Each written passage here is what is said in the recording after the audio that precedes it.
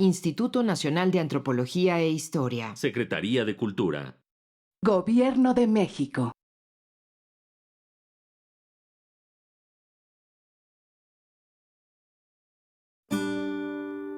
Su sustancia está hecha de evocación, recuerdo, rememoración y de lo que toma del porvenir. Porque es una parte fundamental de nuestra identidad. Somos nuestra memoria. El programa del INA que nos lleva de viva voz con los especialistas. Muy buenos días, esto es Radio INA. La Secretaría de Cultura y el Instituto Nacional de Antropología e Historia los invitan a acompañarnos en la emisión de la serie Somos Nuestra Memoria. Yo soy Salvador Rueda y en esta ocasión contamos con la presencia de la maestra Irene Alicia Jiménez, investigadora del Museo Nacional de las Culturas del Mundo. El tema de hoy es el chamanismo en Norteamérica. Bienvenida, maestra Irene Alicia Jiménez. Buenos días. Buenos días a todos ustedes. Aquí estoy para que se den cuenta. Para que platiquemos. Sí, fíjese, maestra, que a mí me llamó mucho la atención el tema, porque se trata de una historia anterior a la historia, para usar las palabras de Pascal Quignard. Él, en un pequeño texto, habla de que la primera figura humana que está en la cueva de Lascaux, en una de las esquinitas de la cueva de Lascaux, está un hombre con cabeza de ave a un lado de un bisonte que está a punto de morir. Sabemos que está a punto de morir porque está destripado. Y él data esta imagen probablemente de hace unos 17,000 años, quizá 17 a 20,000 años. Y es claramente un chamán, porque es un hombre con un pequeño bastón que tiene una forma de ave y él mismo tiene una cabeza de ave. Entonces, pareciera que en el arte rupestre la primera imagen de un ser humano resulta la de un chamán. Y en el texto que usted nos hizo favor de presentarnos, el chamanismo en Norteamérica, dice usted una cosa interesantísima. Se trata de una manera de una adaptación de tratar lo sobrenatural que en realidad no solamente es de Norteamérica, sino es de todo el mundo. Sí. Exactamente. Y entonces por eso es una historia que es anterior a la historia. Sí, es una cosa que tenemos en la mente mucho antes de que existiera la historia. Sí, en realidad el chamanismo está extendido en todo el mundo. En cualquier lugar del mundo, de cualquier lugar habitado del mundo, hay este personaje tan importante que es el chamán. El chamán es en muchas partes el personaje más importante y el primer especialista que hay entre los grupos humanos. Es además muchas veces más importante que un jefe, porque un jefe en todas estas culturas puede surgir en cualquier momento, para cualquier situación, por una guerra, por una invasión, por cualquier situación, ¿no? Pero el chamán tiene en realidad un conocimiento ya previo. Es una persona muy importante. Es además el que conoce la historia del grupo. Son grupos generalmente, entre los de Norteamérica son grupos que no tienen la escritura, ¿no? Entonces el chamán es el que recuerda los acontecimientos más importantes, las fechas, es el que lleva la historia del grupo. Y se le atribuyen muchas cosas, algunas de las cuales son verdaderamente ciertas y otras son un poco inventadas, ¿no? Pero sí, el chamán es muy importante. La palabra chamán viene de uno de los grupos en Siberia, de los grupos, no recuerdo exactamente cuál grupo, y de ahí vino la palabra, pero De los tungús. y nosotros, De los tungús, nos decía usted. los tungús, sí, los tungús. Viene de los tungús, aquí nosotros la hemos adoptado, pero en otras partes no han adoptado ese término y tienen diferentes maneras de llamarlo, pero es siempre el mismo personaje. Se le ha llamado también el médico brujo, se le ha llamado el chamán, en fin. El mago, el mago, el médico, sí. Y es un hombre que tiene un pie puesto en la realidad tangible y el otro pie puesto en lo sobrenatural. Sí, una de las atribuciones supuestamente del chamán es la de poder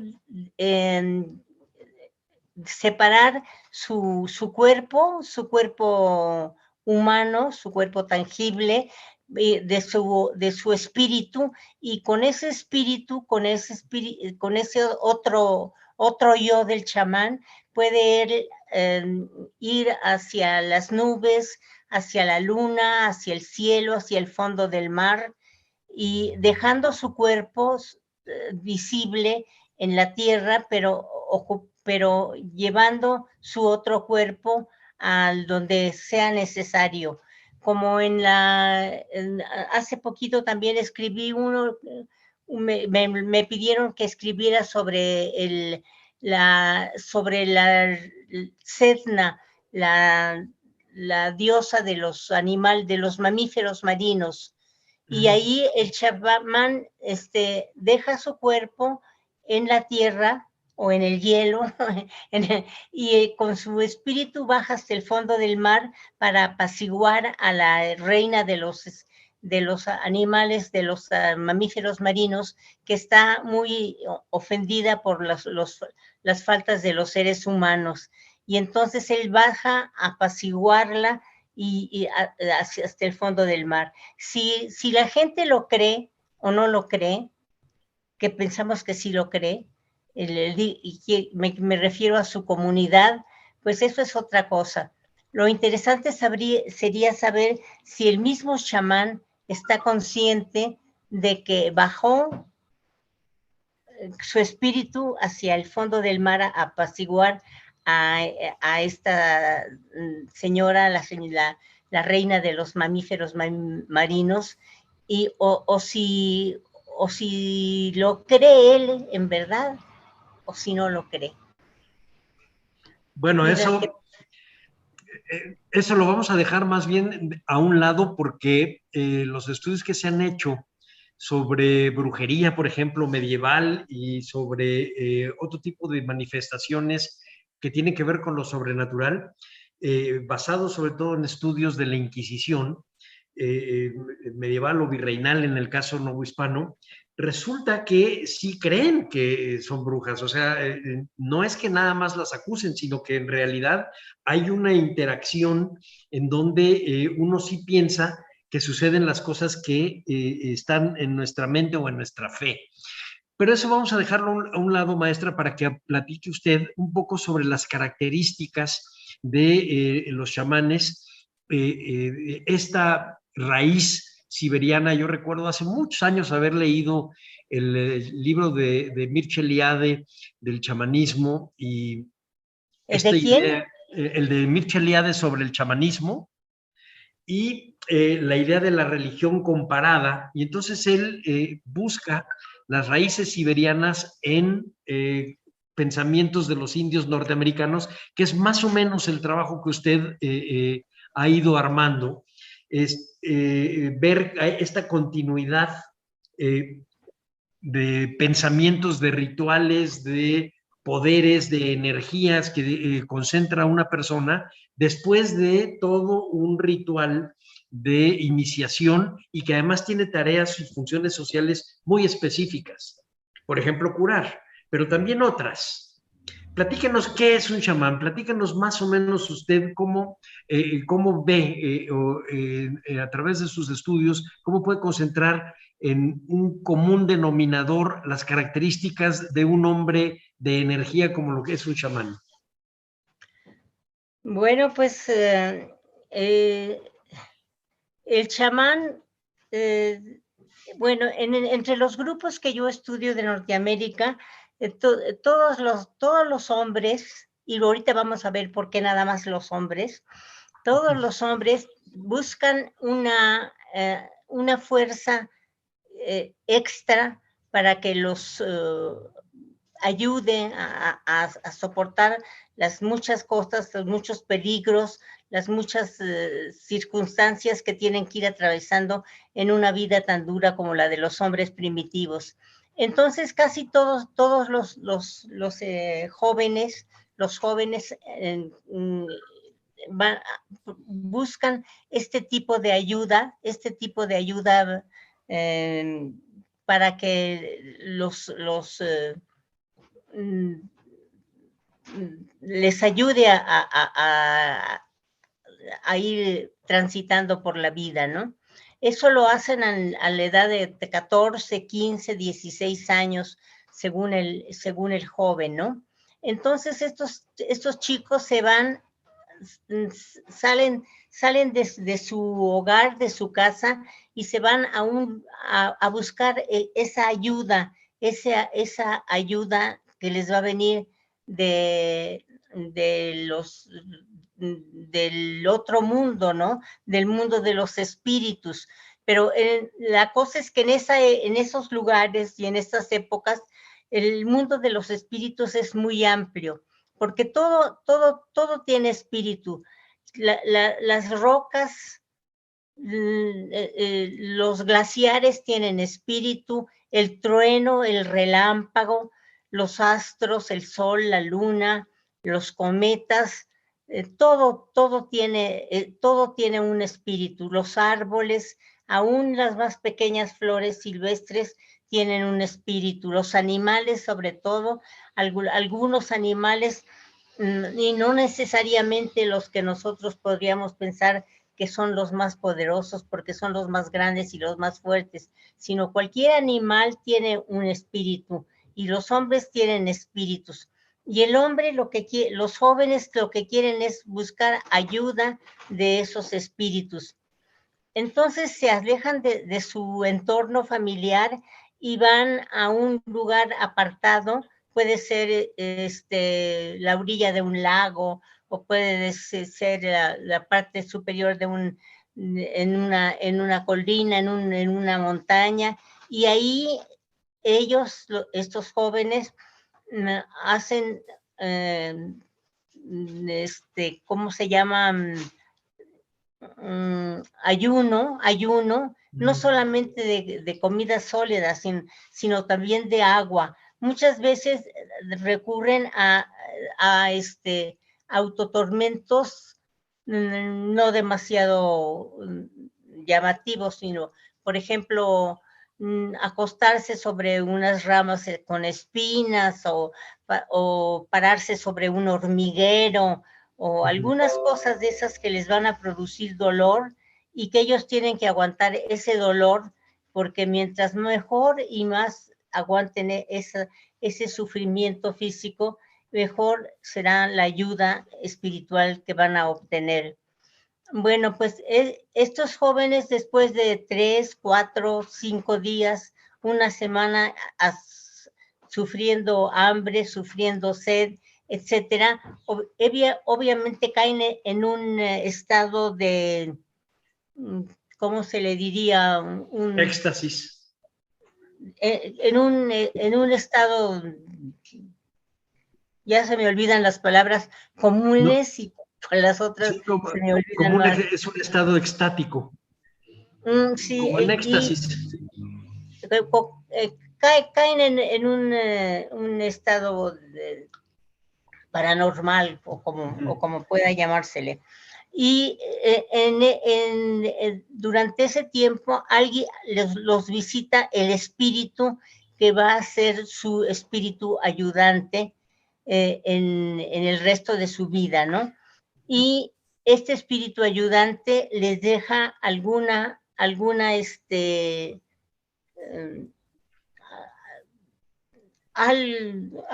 objeto.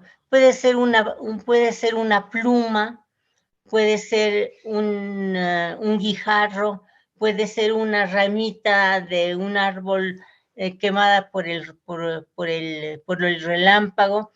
Cualquier cosa se las deja, y también les enseña un canto, una canción, una especie de oración que ellos van a aprender de memoria y que ellos van a recurrir a este encantamiento cuando sea necesario.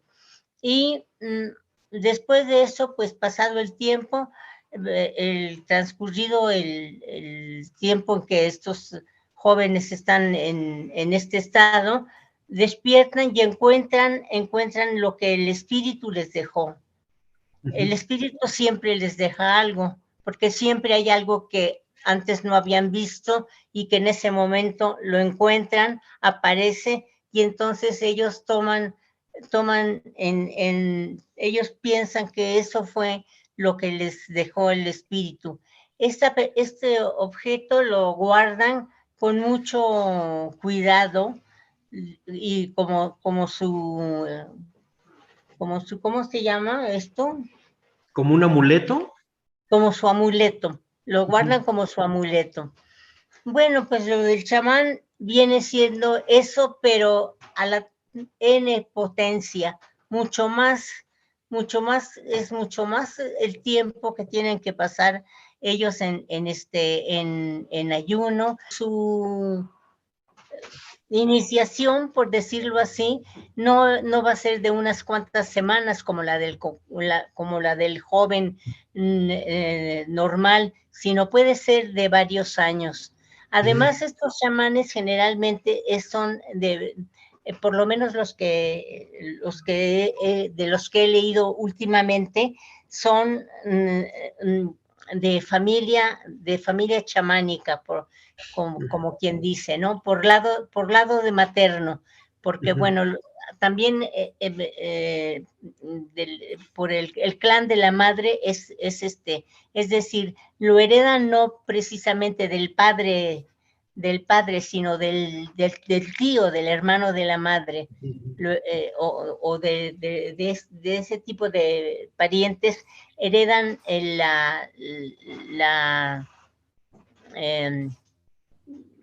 ¿cómo se diría? Pues la señal de que son chamanes, es decir, que son chamanes, el signo, ¿no?, que los toca. Sí, entonces ellos entonces van a tener esas fuerzas que los van a ayudar, pero no van a tener un espíritu ayudante, sino generalmente, por lo menos de los que leí últimamente, son cuatro sus espíritus ayudantes. Y generalmente son en forma animal, pero hay que tener en cuenta que también estamos estamos remitiéndonos a la época en que los hombres se pueden convertir en animales y los animales se pueden convertir en seres humanos, ¿no? Entonces ellos tienen sus espíritus ayudantes, que los van entre los cuales siempre hay alguno que es el preferido, por decirlo así. Entre los de Norteamérica, por ejemplo, el cuervo es muy importante. La ayuda, más que ser personal, ya es una ayuda que va a incidir sobre todo el grupo, ¿no? Va a evitar, por ejemplo, hambrunas, va a evitar plagas, va a evitar ataques de otro grupo enemigo. Ya no es el asunto de a mí me pasa esto, sino a nosotros, a mi grupo, a mi grupo nos amenaza tal o tal cosa y yo voy a intervenir para que esto no suceda. Eso es muy interesante porque resulta que en la época en que ya hacen contacto los grupos primitivos con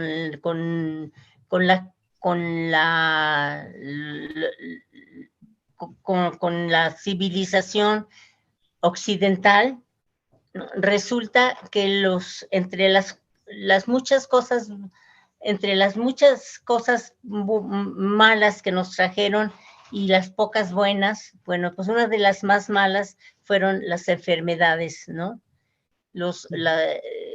Que redujeron a veces a un 20% la población nativa, o a veces en un 40, en un 20, en 10% la dejaron.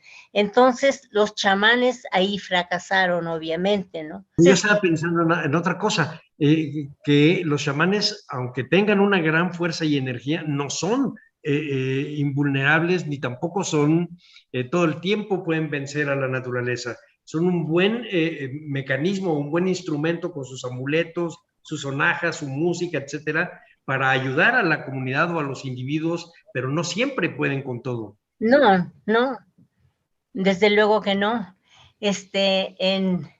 Precisamente en ese que les digo de que el chamán baja al fondo del mar, en realidad el chamán, supuestamente lo que la persona esta que está en el fondo del mar que es la reina de todos de los mamíferos marinos, porque nacieron de sus dedos. Los dedos de esta persona le fueron amputados y cada uno de esos dedos se convirtió en uno de los animales marinos, en focas, en narvales, en ballenas, en todo, y se convirtieron en eso, y en estos animales, y que son con los que el esquimal, me refiero al esquimal ¿En Alaska? Alaska, sí, porque está la cosa de que ahora los esquimales ya no son esquimales, sino que son inuits. Los inuit. Los inuits, pero resulta que los inuits son los de Canadá, fueron los que decidieron que ya no querían que se les llamase esquimales, sino que querían que se les llamara inuit, que quiere decir hombre o persona, ¿no? Pero en cambio entre los de Alaska no pasó eso. Ellos están de acuerdo en que se les siga llamando esquimales, y por eso estoy hablando yo de esquimales todavía y no de inuits. Bueno, pues los inuits cazan los animales marinos, los mamíferos marinos, para su sustento. Pero la cosa es que los mamíferos marinos nunca dejan de estar ahí. Las aguas frías de estas regiones, pues son fértiles. Sí, y entonces dan sustento a todos estos animales. Lo que pasa es que hay un mal tiempo, hay un temporal, y ese temporal no permite que los animales suban a la superficie, se van a lo hondo, y no permite tampoco que los esquimales tomen sus kayaks y se vayan a cazarlos. Ese es el verdadero problema. Entonces, no es en realidad la falta de animales, sino la falta de oportunidad de cazarlos. Y por eso este tipo de circunstancias duran lo que dura un temporal.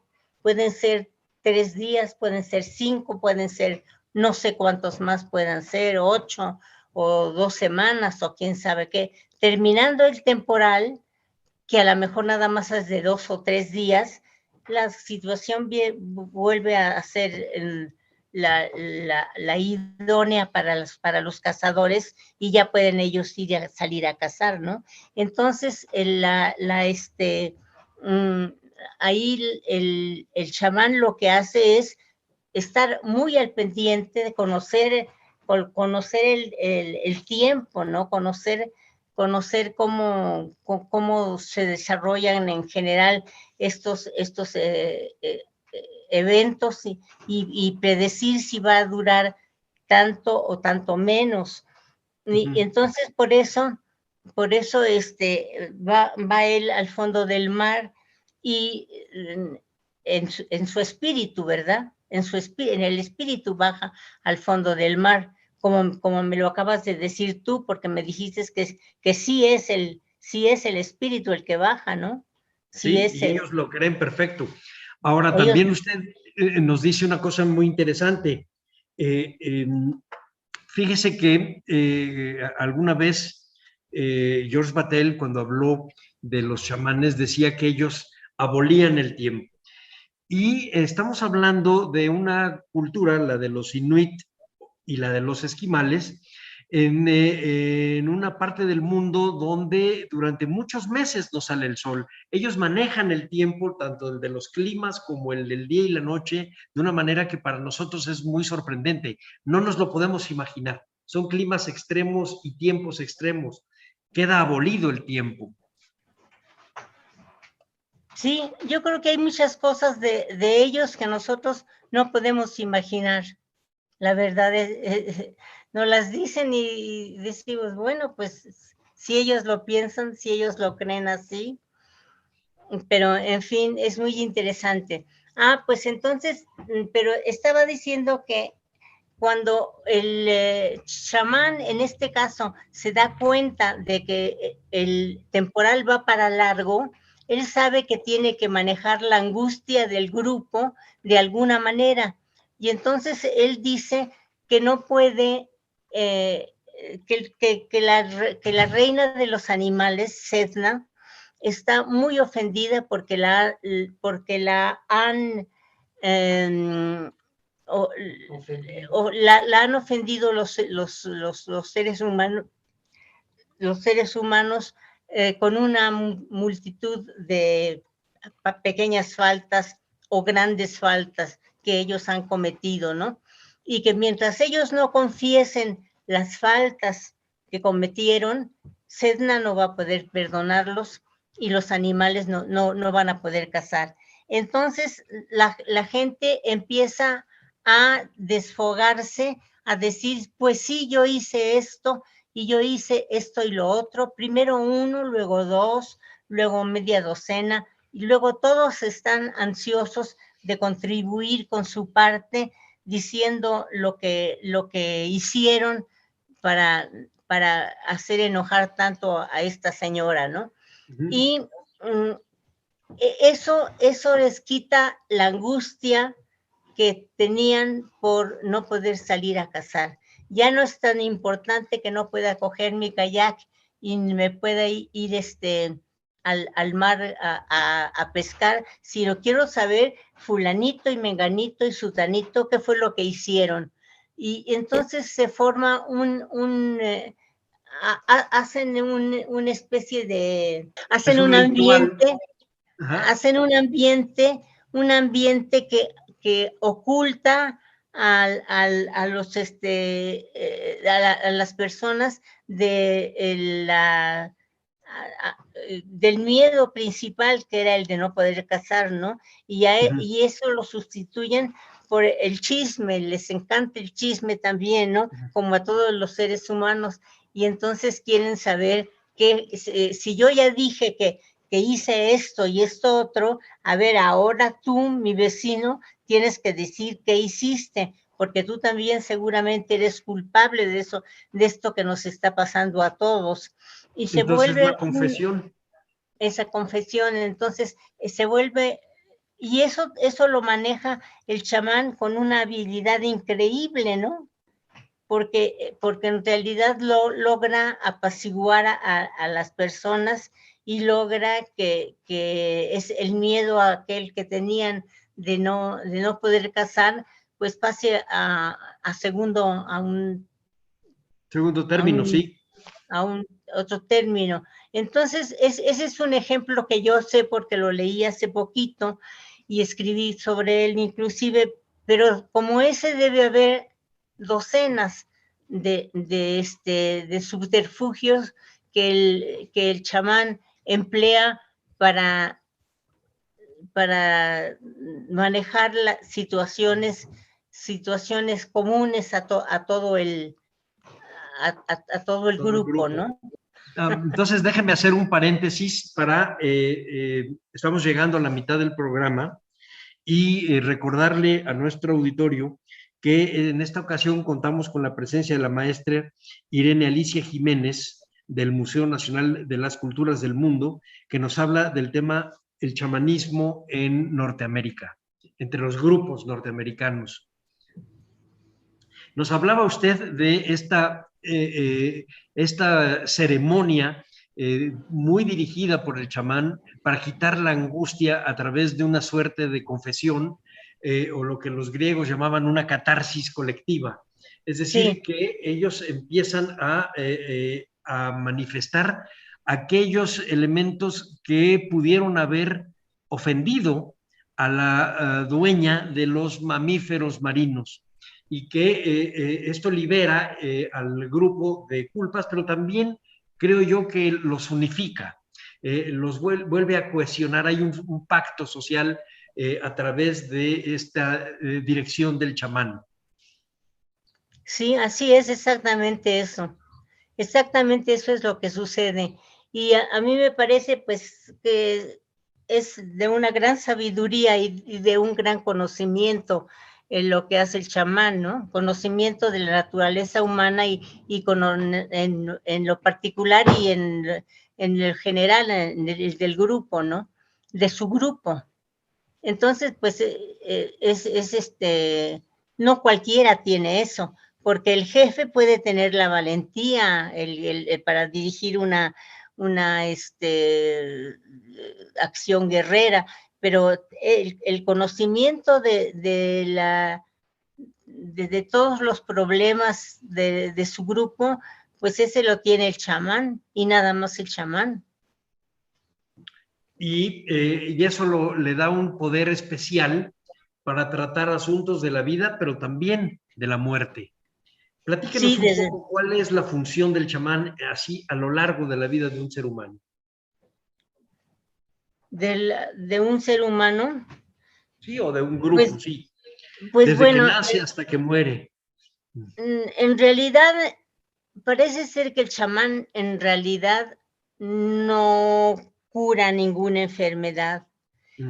Cuando alguien llama al chamán, el que llama al chamán o se va a aliviar, porque sí, porque las enfermedades tienen un ciclo, y ese ciclo está corriendo ya, o se va a morir, no hay de otra, o se enferma, o se...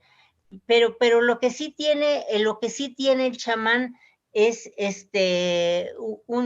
¿cómo se dice? Ojo clínico, un ojo clínico muy avesado, que le va a decir, este ya no pasa, este se va a morir.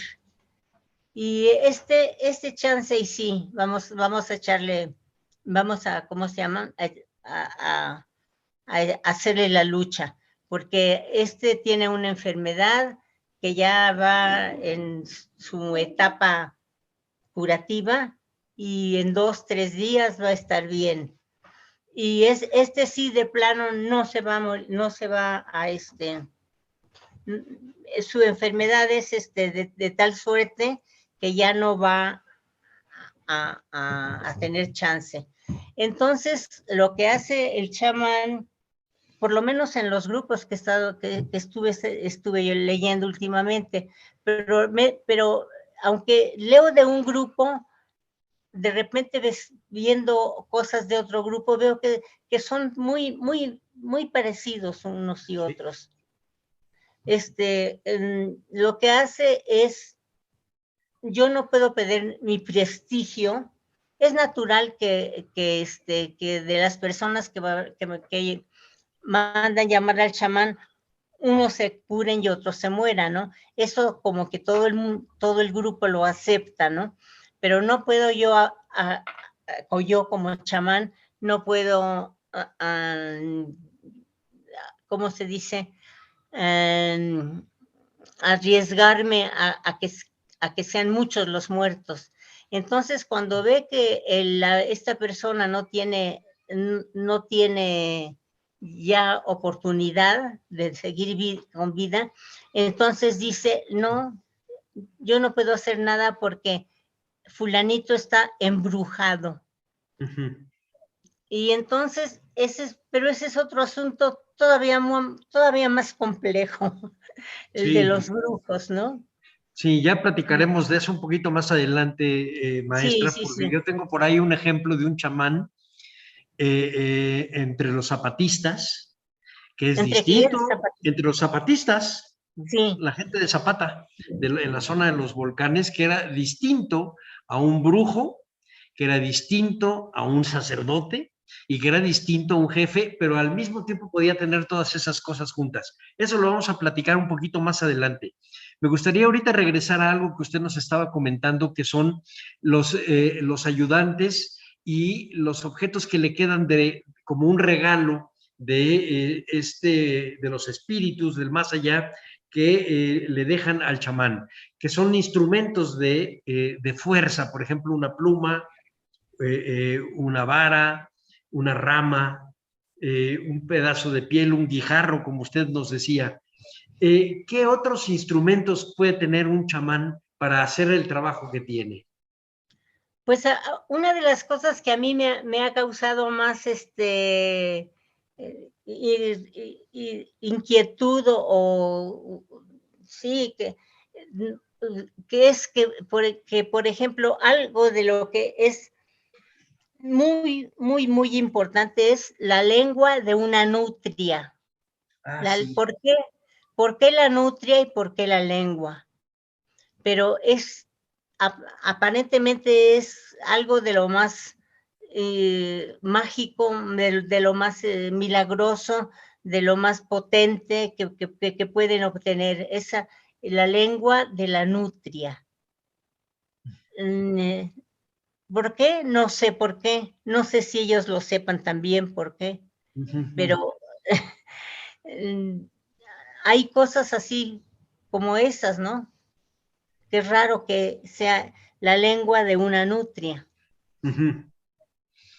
Y en el caso de los muchachos que se van a iniciar, ya nos decía usted que normalmente es a través del tío materno, etcétera, pero ¿cómo los invitan? ¿Ellos sueñan o cómo hay esta señal? A veces lo saben y a veces lo saben pero no lo aceptan, no quieren. Pero dicen que el que está, ¿cómo se dice? Señalado. Señalado va a acabar siendo chamán, aunque no quiera. Fíjese, Dirk Eliade dice que normalmente es a través de un sueño. Y alguna vez yo le decía que platicando con un coronel zapatista, Miguel Castro, de la zona de los volcanes, él soñó que se acostaba abajo de un árbol y su cuerpo quedaba desprendido y él podía ver su cuerpo por fuera y bajó un águila y le picó la cabeza. Y esa fue la señal para que él fuera chamán y ganó el grado de coronel porque su función era evitar que los brujos aguzanaran la comida de la gente en los campamentos. Es típicamente un chamán, pero fíjese en qué zona, en una zona náhuatl de los volcanes, algo que usted nos explica que son pues características comunes de las culturas, que se sigue, hay una tradición que va más allá de la pura historia. Ah, sí, sí. Sí, sí, los sueños son muy importantes. Lo que sueña el chamán es muy importante. Es una de las partes determinantes de que sí va a ser un chamán, porque lo soñó y porque le viene también de tradición, ¿no? Ajá, la herencia materna. La herencia paterna y no, ¿no? Del clan, pues. Sí. Bueno, aunque estoy hablando mucho sobre no sé, ustedes les interesaba saber por qué lo de Norteamérica, ¿no? Pues porque tenemos piezas extraordinarias relacionadas en el museo, relacionadas con el chamanismo. Hay una pieza con un brazo alzado. Ajá. No sé si la ven. Es como una pieza labrada en madera, como un tótem. Esa pieza es una pieza extraordinaria, que no me atrevería a ponerle precio en dinero, ¿no? Es una pieza extraordinaria y vino a dar aquí. Y es extraordinaria porque esa pieza está relacionada con un chamán de estos grupos de los Tlingit de Alaska, que era tremendamente temido, venerado, pero al mismo tiempo temido por toda su gente, ¿no? Y cuando murió, lo enterraron con todas las ceremonias del caso,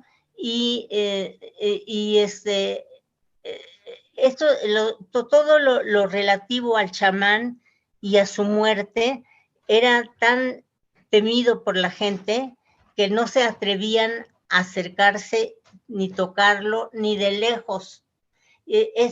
Las tumbas de los chamanes se ponían en un lugar previamente escogido por el propio chamán, en un lugar en lo alto de unas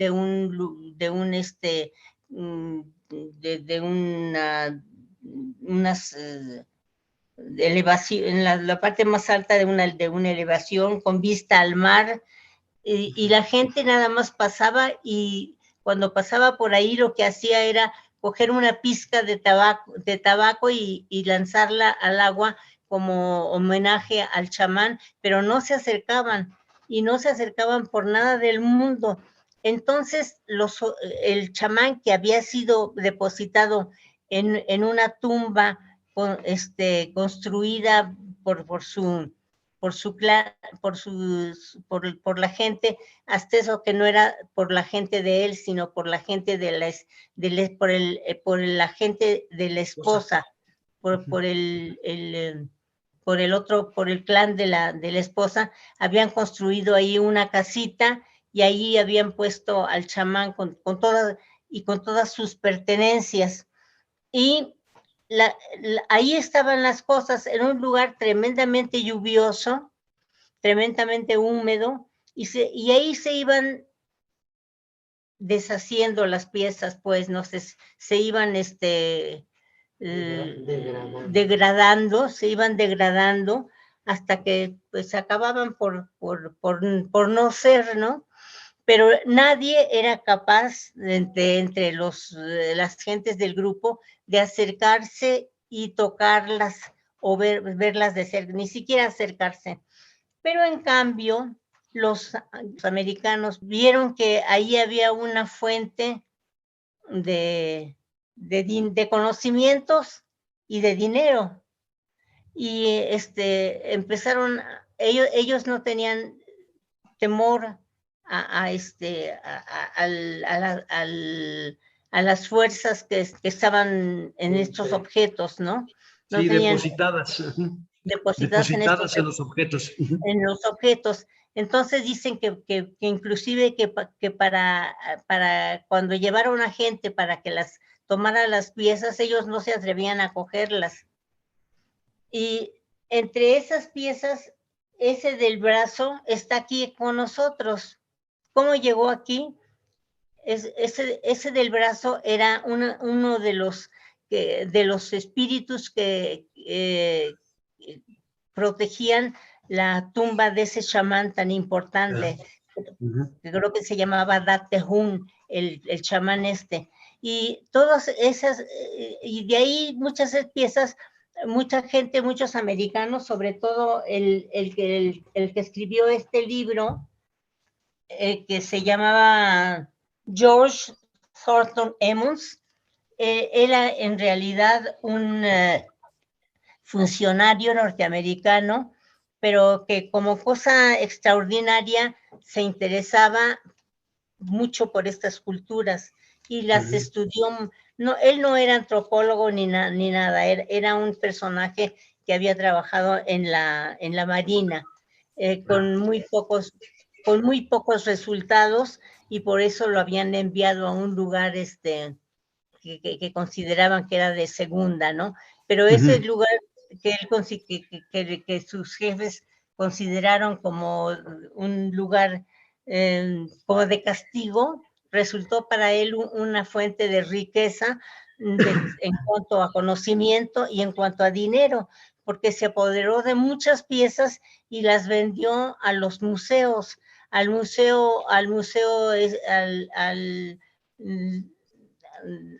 muchos museos, el de Chicago, Al Field. el Field Museum de Chicago, Historia Natural, a Nueva York, a todas partes, él dio esas piezas. Entonces, esa pieza está aquí, en nuestro museo, la podemos ver. Y por eso este libro de Thornton Emmons, ahí es la misma pieza, es la pieza, ¿no? Es una pieza única. Es tan única que cuando cumplió 100 años Alaska de ser parte de la Unión Americana, los de Alaska la mandaron pedir prestada. Maestra, hay una cosa que siempre me ha llamado la atención y que usted lo acaba de tocar, que es la muerte de los chamanes. ¿Qué pasa con la fuerza que ellos tienen? ¿Se disuelve junto con sus cosas pues la ahí fuerza, donde nos dejan? La conservan la fuerza, por eso es tan temida, esa fuerza la conservan. Y la siguen ejerciendo, esa fuerza la conservan y la siguen ejerciendo, y por eso es tan temido no solamente el cuerpo del chamán, sino los objetos que lo rodeaban, que le habían pertenecido, aunque muchos de ellos el chamán en vida se los había legado al que suponía iba a ser su sucesor. Muchos de los objetos de las máscaras. En cuanto a las máscaras que tenemos, no me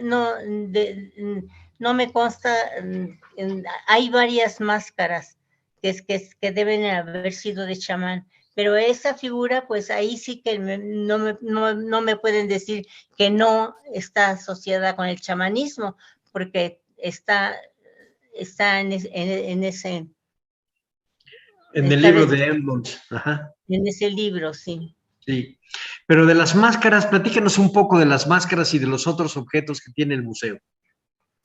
Pues hay una máscara de mujer muerta, con un labret, uno de estos besotes le llaman, ¿no? Con un besote. Hay una máscara de cuervo. El cuervo es uno de los animales muy que aparece mucho, aparece en sonajas, aparece en máscaras. Era un animal que tenía mucha presencia entre los chamanes. Por ejemplo, ¿cómo se llaman? Una sonaja. La sonaja. Tenemos una sonaja de chamán muy bonita, que está el cuerpo de la sonaja, es el cuerpo acostado, extendido del chamán, y está ahí el cuervo, aparece el cuervo, y aparecen otros de los animales, hay otros de los ayudantes, y la cosa es que estos animales que están en la sonaja están con las lenguas sacan la lengua y conectan la lengua de uno con otro, y con eso van aumentando su fuerza. Aumentando su fuerza con la unión de las lenguas. Tenemos estamos hablando de las máscaras. Hay una máscara de cuervo muy bonita que ya la hemos sacado en varias producciones del museo, que vino aquí, ahorita no recuerdo exactamente el nombre, vino aquí uno de los principales tallistas de la costa noroeste, aún vivos, y dijo que era una pieza extraordinaria. Entonces, pues, si yo se lo creo a él, ¿no? Porque él es uno de los 5 o 6 gentes verdaderamente conocidas como tallistas de primer orden, y él dijo que era una pieza extraordinaria, así de que pues se lo creo. Hay esa máscara de cuervo, está la de la mujer con el labret, y otras más que ahorita no recuerdo cuál. Las sonajas, está también la sonaja la sonaja de cuervo, y pues son piezas muy buenas, ¿no? De las otras culturas, seguramente también en el museo también debe haber piezas conectadas con el chamanismo, pero no sé de esas, solamente sé de las de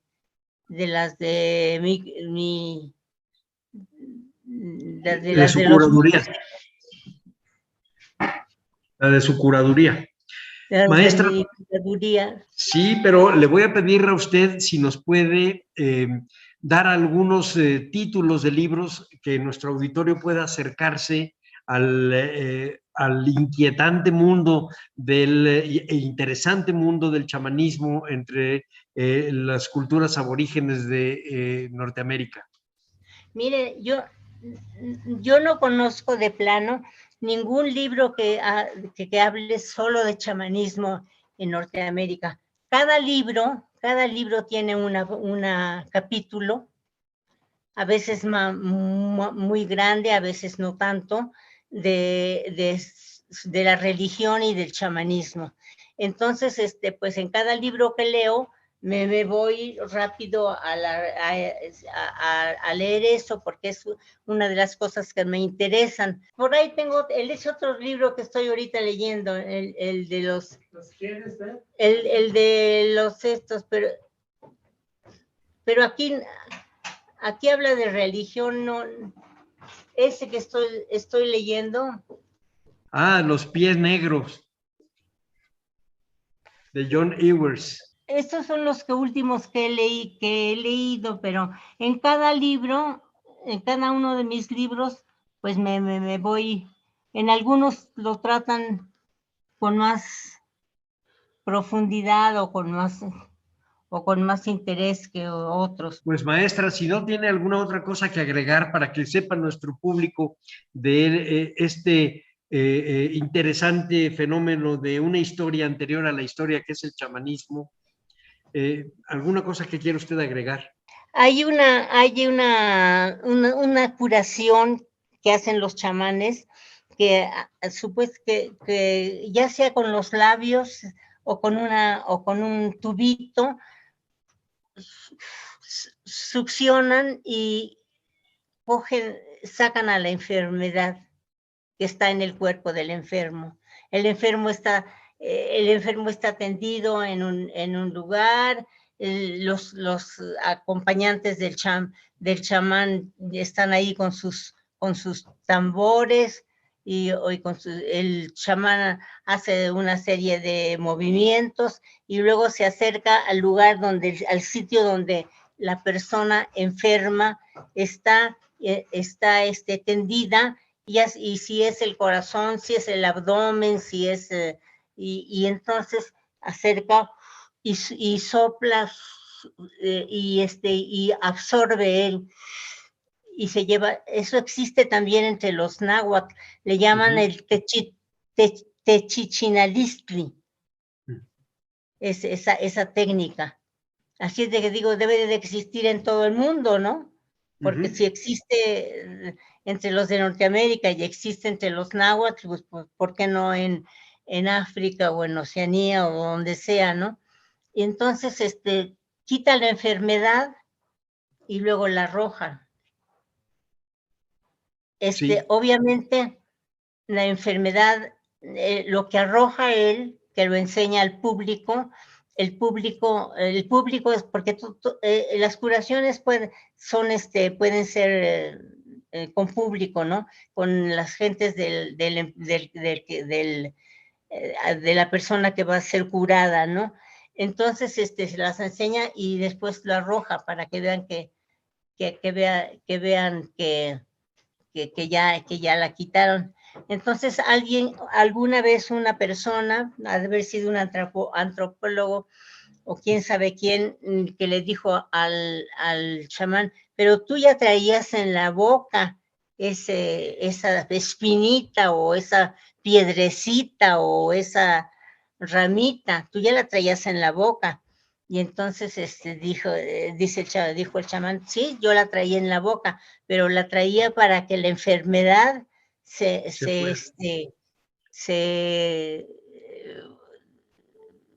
pegara o como se adhiriera, sí.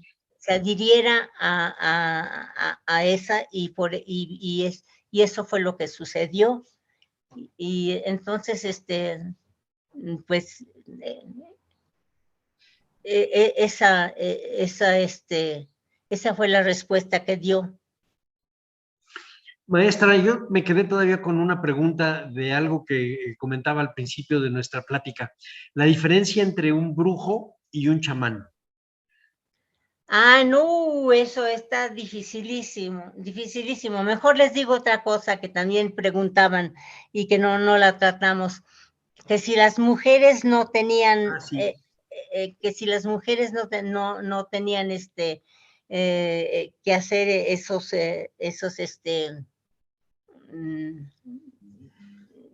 esas prácticas para obtener poder. Y entonces no, dije, la respuesta es no, en todas partes. La mujer ya trae en sí la fuerza, el poder de transmitir la vida.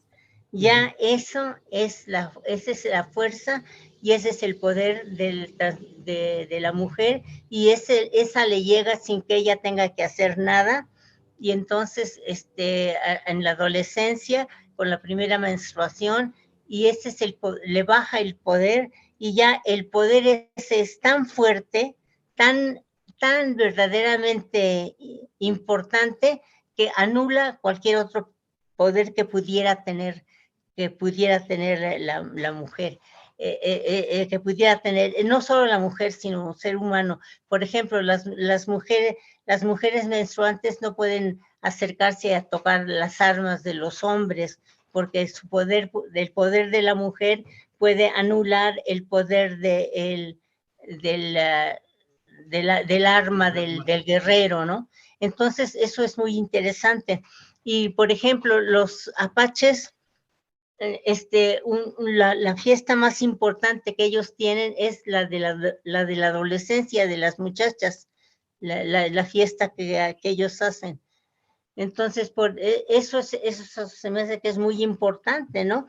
Porque además yo pienso que la religión católica, o no sé si hizo una mala interpretación de esto mismo, porque dicen porque decían que la menstruación era algo así como algo sucio, algo que por eso que en algunos lugares que las mujeres menstruantes no debían entrar en la iglesia, y no creo que sea eso, yo creo que es el poder, en realidad el poder, ¿no? Lo que se teme no es a la suciedad o no suciedad, a la limpieza o no limpieza, sino es el poder. Y eso creo que fue una interpretación errónea A lo mejor con los primeros cristianos no eran así, no tengo idea. Pero yo pienso que eso viene desde esa época, desde la época del chamanismo. Sí, el manejo de la impureza, porque en el texto que leímos de usted, habla de que hay mujeres que pueden tener el poder, pero ya están en edad que no son fértiles. Así es. Sin embargo, he leído en otras partes que sí pueden. Por ejemplo, en el otro libro que les enseñé, creo que ahí decía que sí había una mujer que se dedicaba. Pues vamos a dar por terminado este programa, maestra. A nombre de Radio INA, damos por terminada esta emisión que fue posible por la generosa participación de la maestra Irene Alicia Jiménez. Muchas gracias a nuestros escuchas por su atención. Les sugerimos consultar más de nuestra producción a través de www.radio.ina.gov.mx. En la realización, la Coordinación Nacional de Difusión a través de la Subdirección de Radio INA con Gabriela Marentes al frente. En la producción y grabación, Evanibaldo Morales. En la edición, Rubén Martínez. En el apoyo, Marta Hernández, Paula Bedoy y Jerónimo Cuevas. Yo soy Salvador Rueda. Hasta la próxima. Las opiniones y comentarios aquí expresados son de entera responsabilidad de quienes proporcionan la información y no representan necesariamente las opiniones de Radio INA ni comprometen el pensamiento editorial del Instituto Nacional de Antropología e Historia. Instituto Nacional de Antropología e Historia. Secretaría de Cultura. Gobierno de México.